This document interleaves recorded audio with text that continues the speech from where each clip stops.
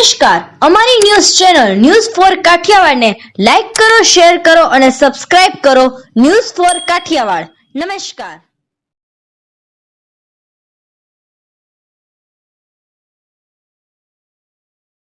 જૂનાગઢ ગાંધીનગરમાં પાટીદારોએ ચિક્કાર શિબિર યોજ્યા બાદ જૂનાગઢમાં પાટીદાર સમાજની મીટિંગનું આયોજન કરવામાં આવ્યું હતું, જેમાં દિનેશ બાંભણિયાએ, મનોજ પનારા, પૂર્વીન પટેલ ઉપસ્થિત રહ્યા હતા અને ઉપસ્થિત પાટીદાર સમાજને હાલમાં નડતા પ્રશ્નો અંગે માહિતગાર કર્યા હતા. આ તકે આપના રેશમા પટેલે પણ પાટીદારને સંબોધન કર્યું હતું. તેમજ આ મીટિંગમાં ભાજપના કોઈ હોદ્દેદારો કે કાર્યકરો ડોકાયા ન હતા, તો શહેર કોંગ્રેસ પૂર્વ પ્રમુખ અમિત પટેલ દ્વારા કાર્યક્રમનું આયોજન કરવામાં આવ્યું હતું.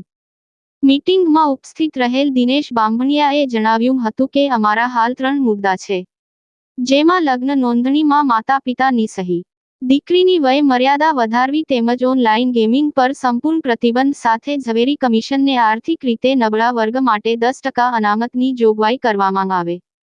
સાથે તેમણે જણાવ્યું હતું કે ઉત્તર પ્રદેશ સરકારે 12 મેના રોજ લગ્ન માટે મા બાપાની હાજરીનો કાયદો બનાવ્યો છે. રાજ્યના મુખ્યમંત્રીએ 2022માં આશ્વાસન આપ્યું હતું, પણ અમલવારી થઈ નથી. એટલે અમે આ બાબતે માંગ કરી છે અને આ બાબતે કાયદો બનવો જોઈએ. 25 ઓગસ્ટ સુધીમાં સરકાર આ બાબતે યોગ્ય નિર્ણય લે તેવી અમારી માંગ છે. ગોંડલની હાલની પરિસ્થિતિને લઈ તેણે જણાવ્યું હતું કે ગોંડલમાં કોઈ એક વ્યક્તિની દાદાગીરીનો અમે વિરોધ કરી લોકો ભયમુક્ત રહે તેવા પ્રયત્નો હાથ ધરવામાં આવશે. 25 ઓગસ્ટ સુધીમાં સરકાર દ્વારા યોગ્ય નિર્ણય લેવામાં નહીં આવે તો ગામડે ગામડે અમે આ વાત પહોંચાડીશું અને લોકોનું સમર્થન સરકારને બતાવીશું. આમ જણાવી તેમણે આંદોલનનો ગર્ભિત ઇશારો પણ કર્યો હતો.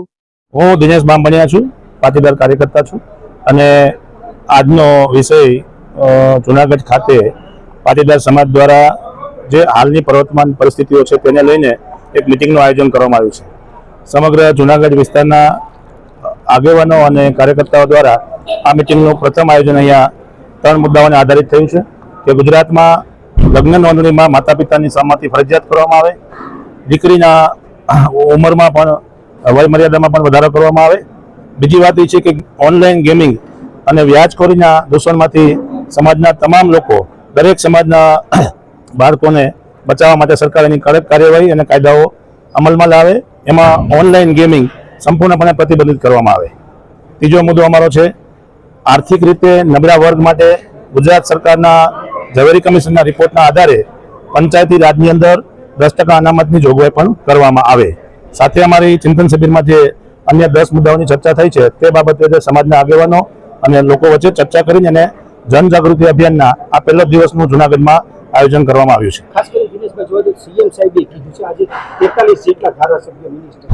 સીએમ સાહેબે કીધું છે કે દીકરીની ઉંમર વધુ હોવી જોઈએ. શું કહેશો આપ? તો માનનીય મુખ્યમંત્રીશ્રીએ 2022માં પણ આ બાબતનું આશ્વાસન આપ્યું હતું, પરંતુ અત્યારે માંગણી કરવાનું એકમાત્ર કારણ છે કે ઉત્તર પ્રદેશ સરકારે આ બાબતનો મે મહિનાની 12 તારીખે એક કાયદો બનાવ્યો છે ને એમાં માતા પિતાની હાજરી ફરજિયાત કરવામાં આવી છે.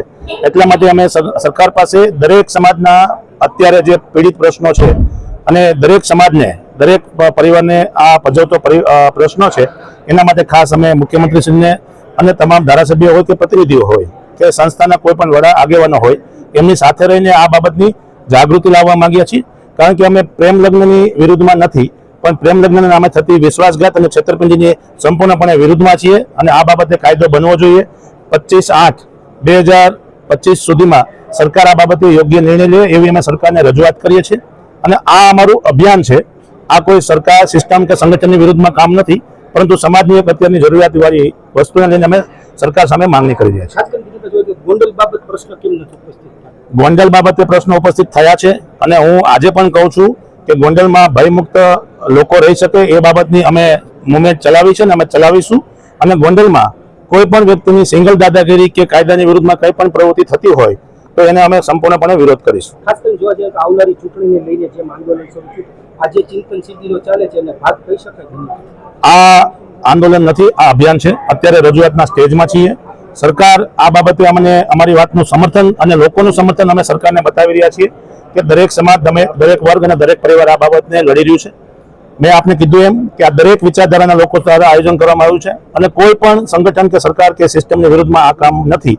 અમે ફક્ત અમારી દીકરીઓના અને પરિવારોની વ્યવસ્થા અને એક કાયદાકીય રીતે અમને પ્રોટેક્શન મળે એના બાબતની માંગણી સરકાર પાસે કરી રહ્યા છે અને એનું સમર્થન લોકો દ્વારા અમે સરકારને પહોંચાડી રહ્યા છીએ. દરેક જિલ્લામાં કરશો, દરેક જિલ્લામાં આ રીતની શિબિર કરશો? દરેક મુદ્દા દરેક જિલ્લા પછીના 25/8 પછીના દરેક ગ્રામ્ય અને દરેક તાલુકા એકમ સુધી આ સંગઠન દ્વારા મોમેન્ટ કરવામાં આવશે અને ખાસ કરીને સરકારને આ બાબતનું સમર્થન બતાવવામાં આવશે. ખાસ કરી 25/8 સુધીમાં જો આપે હમણાં જણાવ્યું તો નિર્ણય નહીં આવે તો શું પગલાં છે? એના પછીના જે કંઈ રણનીતિ હશે એ સમિતિ દ્વારા અને કમિટીના લોકો અને સરકારના જે અત્યારે અમે એક સરકારને રજૂઆત કરી રહ્યા છીએ. મેં આપને કીધું એમ કે રજૂઆતનું સ્ટેજ છે. 2020 થી આ રજૂઆત ચાલી રહી છે. આ કોઈ ચૂંટણીની કે આજે રજૂઆત થઈ વાત નથી. 2020 થી ઉત્તર ગુજરાતમાં એસપીજી ગ્રુપ દ્વારા પણ 10,000 થી વધારે ફોર્મો ભરીને સરકારને આપવામાં આવ્યા હતા અને મુખ્યમંત્રીશ્રીએ જાહેર મંચ ઉપર મહેસાણામાં આ બાબતની વાત કરેલી કે આના માટે સરકાર કંઈક વિચારી રહી છે.